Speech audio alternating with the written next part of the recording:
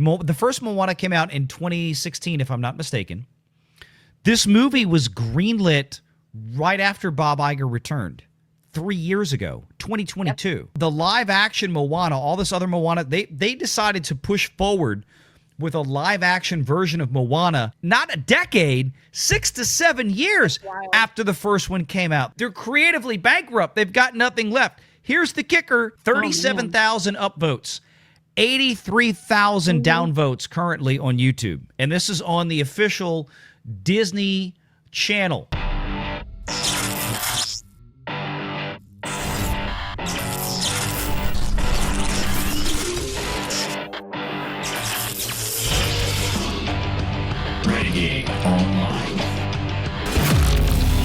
We got the first teaser trailer for this movie coming out this week. I've had my concerns for this, and the trailer is getting ratioed. I mean, ugly. Moana live-action teaser trailer gets brutal ratio on YouTube with mass dislikes similar to Snow White. This ain't good. Disney invested a ton of time and capital into making yet another likely soulless live-action remake. There's been a lot of criticism out there that people have seen this. They just did a shot for shot. The first one was animated, and probably 90% of this movie is also animated. It's not just animated, it's recent animation. This isn't even that old of a movie. It's like, where's our Frozen redo? Like, you want to see a really great, I think that would be a great live action film is Frozen. Go for it. But don't touch Princess Moana. and the Frog? Where is Princess and the Frog? They race swapped the Little Mermaid, but they had an original princess already with the Princess and the Frog. Where's that one? Give me a Princess and the Frog movie. Moana is less than a decade old. It's less than 10 years old, and you're already doing a live action. And it's going to be a soulless movie, but it's also another cash grab because Disney was just like, Moana is a popular character. That movie did $1 billion. Moana 2 did $1 billion, and that was supposed to be a Disney Plus show. And they were just like, okay, Moana's doing well. Let's just keep pumping out Moana. Yeah, because that's working. Let's just keep pumping on it. Let's bank on Moana. Stephanie, here's the thing. This was greenlit. The first Moana came out in 2016, if I'm not mistaken. This movie was greenlit right after Bob Iger returned 3 years ago, 2022. Yep. That means that the new the live-action Moana, all this other Moana, they decided to push forward with a live-action version of Moana 6 to 7 years. Not a decade, 6 to 7 years after the first one came out. Because again, Disney, they're creatively bankrupt. They've got nothing left. Here's the kicker. This is the meat and potatoes. Here it is. 37,000 upvotes, 83,000 downvotes currently on YouTube. And this is on the official Disney channel. You can see it right there. And hold on. Is what I'm looking at supposed to be real? No, it's CGI. No. Actually, it might be. It might be supposed to be real. It might be a CGI. It might be a CGI like Hawaiian Island. Knowing The Rock, that would not surprise me. Also, knowing The Rock, I'm going to guarantee you, I would put the measly paycheck I make at my new part-time job on it. That The Rock is the one. Much as he likes to do is butt his nose in other people's business and think he's God's gift to everything, was the one that was like, we should make a live action Moana. It'll make a lot of money. I want to do it. Blah, blah, blah. I guarantee you that was The Rock. And the Disney was like, I mean, of course, because Disney's desperate. They were like, yeah, that'll be great. And The Rock is like, I want to put my Hawaiian and my Samoan and my heritage and blah, blah, blah, because he's all about that. Not anything wrong with it, but that's his whole personality lately. I guarantee you 7 years ago, that was The Rock. Because it takes about 7 years for The Rock to pitch an idea and for it to come to fruition. Black Adam is a great case in point. And there's The Rock, or at least there he is. Okay, but it's again, that's a completely animated thing right there. That's not really Dwayne. Here's the thing, though. You're not wrong, Tugs, but what you got to understand is a lot of this was pushed through. Like, they originally decided we're going to do Moana Season 2 because, again, this was all based around Disney trying to reinvigorate their theatrical slate, which was, I mean, Marvel was dead. You got to think about when this really got ramped up. This was late 22, November of 22, almost exactly 3 years ago. It's November 19th.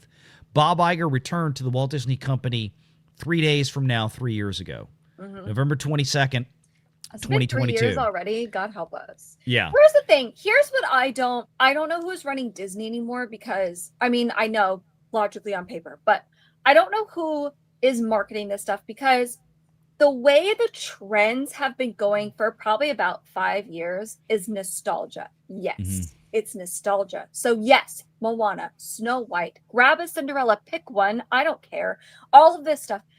Instead of bringing them to life shot for shot and changing stupid shit, like Lilo's big sister abandoning her to go to California to go to college. What the fuck? Whatever. Fine. Why don't you just re-release the movies in theaters? Hello? Did we not remember in 2020, the back half of 2020 and early 2021, when theaters were starting to reopen and they did old school prices? It was $5 for a movie ticket and it was $2.50 for a soda and like $3 for a popcorn, and they brought people in. No, of course you didn't make billions of dollars, but I've never seen Empire Strikes Back on the big screen. So hell yeah, I went. I've never seen Jaws on the big screen. So hell yeah. Me as a millennial who's obsessed, if you follow the trends, millennials in general are obsessed with nostalgia. Put them back in theaters. The last Disney movie I saw in theaters, like that I can vividly barely remember because I was little, but I hear stories about all the time because it was funny, was Beauty and the Beast. Put that back in theaters, the original. I'll go. Hell yeah. Give me a cocktail that's pink or yellow and glittery now that I'm an adult and it's named after the bell. It's called the Belle or something. I'll go. Heck yeah. That's exactly. Just do that. I don't understand. That's exactly who they're catering to, Tugs. You said it. The magic word, millennial. They're catering to millennials. Millennials with money, millennials with children, millennials who are so obsessed with nostalgia. That's why they're making all of these remakes, so that the millennials who have a fondness for these movies can take their families or themselves and spend money on all this stuff. Not but right. They're catering to millennials. Now, I think that here's what I think, because a lot of people were really hyped for Lilo and Stitch, and with the trailers, those weren't ratioed or anything like that. But when the movie actually came out, it made $1 billion. But there was a lot of critiques about that movie. They changed it when they didn't need to change it. People wanted a shot for shot of Lilo and Stitch, and it wasn't that. The island of Hawaii didn't feel as beautiful and as grand as it did in the movie, in the animated movie. So there were a lot of criticism from Lilo and Stitch, which was I guess a highly anticipated movie. Stitch is one of the bigger characters that sells a lot of merchandise for Disney. So a lot of people love that character on his own. With Moana, I honestly think that there are so many downvotes because we are coming off of Lilo and Stitch and the fact that Disney did what they did to that movie, and they're like, I don't want this one. I don't want this one. We want what we want. We want the original. Which, yes, you made $1 billion, but you completely changed the story when you didn't need to do that. And now what are you going to do to Moana? Yeah. Disney forgot. There's still that bad taste. There was a bad taste in people's mouths going into Lilo and Stitch, but people were like, well, hopefully it's not that bad. The trailers look fine, but then you go and you see it and you're like completely duped because they changed that movie. And people still have that bad taste in their mouth from Lilo and Stitch when they tried to trust Disney to do a good thing and then they completely failed.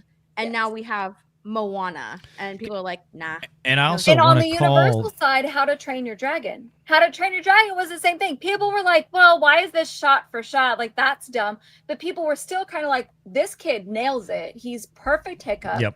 Then they miscast Astrid. That was a big debacle. And then not only did they miscast her, then they made her the girl boss. And Hiccup is like, well, now I must defer to you as my Viking queen. That's not how that works. First of all, for however How to Train Your Dragon is fiction, it was based in a real Norse culture. this movie was a hot mess. And so you have back to back. You have Lilo and Stitch, just like Steph said, and then you have How to Train Your Dragon, almost back to back.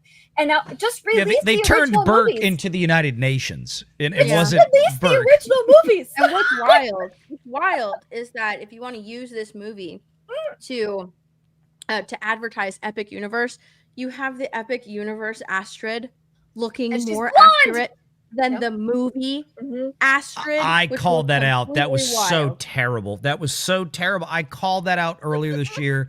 I totally agree with you, Steph. And look, and people are like, you don't give trash to other studios. Oh, the hell I don't. And I called Universal out for that when I said this is stupid. When I was like, when I'm looking at this actress who's playing this, who was her mother? Thandie Newton. Thandie Newton. Thank you. Oh, Thank you. I wasn't being serious, but no, okay, I think that is her name, but their last name. I just kind of blanked out. My point is this.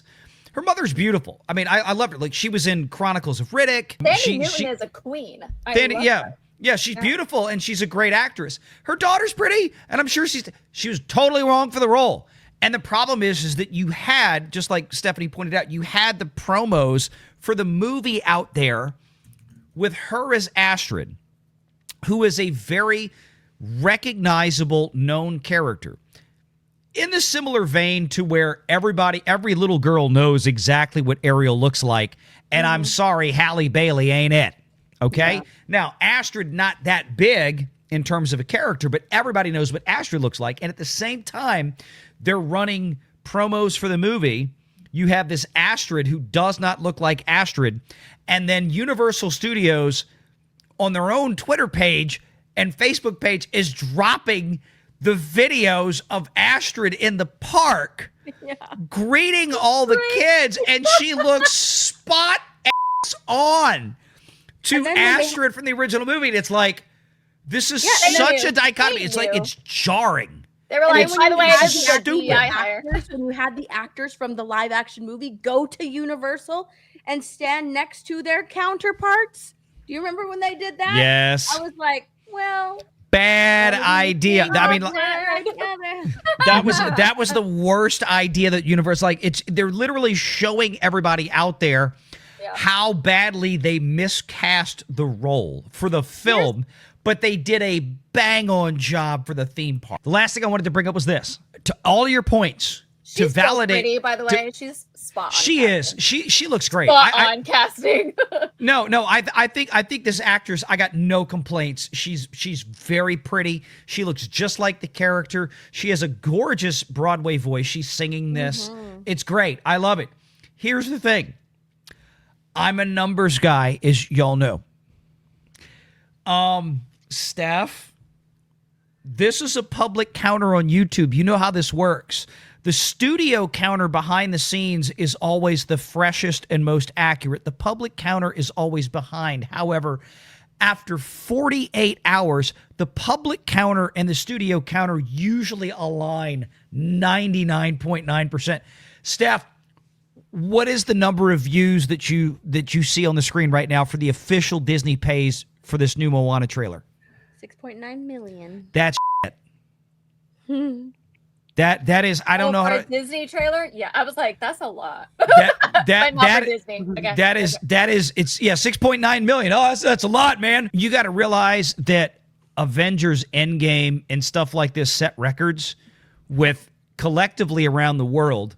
You go back and look at the official Marvel page, you were talking about like 250 to 300 million views in 24 hours.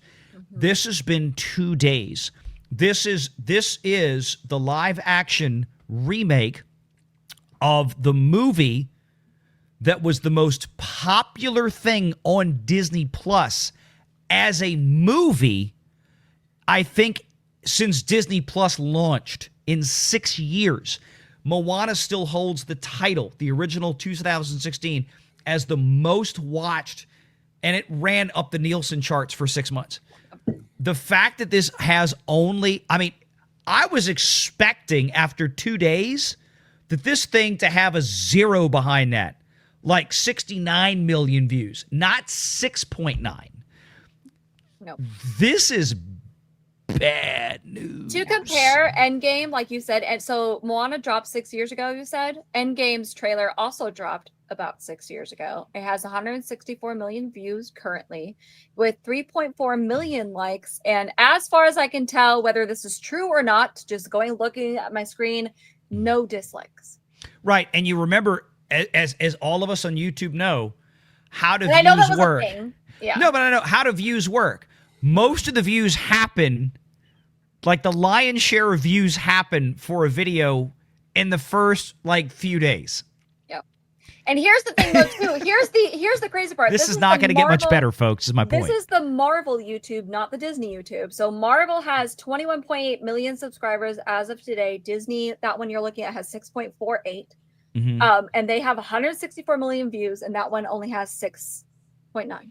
It's basically it's barely over their entire subscription. Exactly. I was about to say it's about a 1-to-1 ratio for their subs, yeah, which again, insane. For a movie that was this popular for them on Disney Plus, this is not making me feel good. Make sure you're subscribed to Valiant Renegade and join us every Sunday at 6 p.m. Eastern for the live show.